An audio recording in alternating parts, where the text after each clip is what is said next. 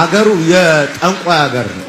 አስማር ክፉን አከም ጅርቱ ታቴ ቶርቤ ከነ ወልዳ አመንታ ጂፒኤስ ኬሰት ተ እረቲ ኢብሰ ወልዳ ላቴ አከስ ጀድ ጋፈ ጉያ ኩደሰዲ ጂአፉር በደኩመ ለማፊ ኩደሰድ ረጋን ኦቦሌቲን ወልዳ ጂፒኤስ እራ ዱገ በይንሰ ከኒቴ ሚዲያ ዋሳ ወልዳ ኬኛ እረቲ አከመጠፈም ኒቤከም ቪዲዮን ዋሳ ኑቲ ዋይ መጋላ ሰላሌ ኤሲኔ ኩን ሐላ ዱቢ ኬሳ በይ ኡመኒ ኬኛ ቶኮን ቶኮን አከ ኮመቱ ታስሴ ጀራ ኤሚ ኩን ማሊፍ አከቴ ሁበቹ ደንደኘር ወልዳን ጂፒኤስ ወልዳ ኩታሌ hawaasa hundaa walqixa kabajuu fi ilaaluudha. Namoonni hedduun kutaalee addunyaa keenyaa garaagaraa irraas ta'ee naannolee biyya keenyaa hunda irraa dhufanii waldaa keenya keessatti hirmaachuu fi tajaajila hafuuraa qulqulluun waldichi irraa fayyadamoo ta'uun isaanii ni beekama. Haa ta'u iyyuu malee ergaan viidiyoo gabaabaa kanaa uummata salaalee guutuu kan ilaallatu osoo hin taane hojii hafuurota hamaa kutaa biyya kamiittuu bu'uura kan uume ta'uun cimsinee ibsuu barbaanna. Kana malees magaalaa yookiin biyya kamiyyuu keessatti mormiin keenya falfalaa fi gochaawwan jinniiwwan yookaan seexana haala wal fakkaatuun ilaalamuu qaba. Nuti waaqayyoon biraa akka taane ni beekna. Biyyi lafaa guutuun humna isaa hamaa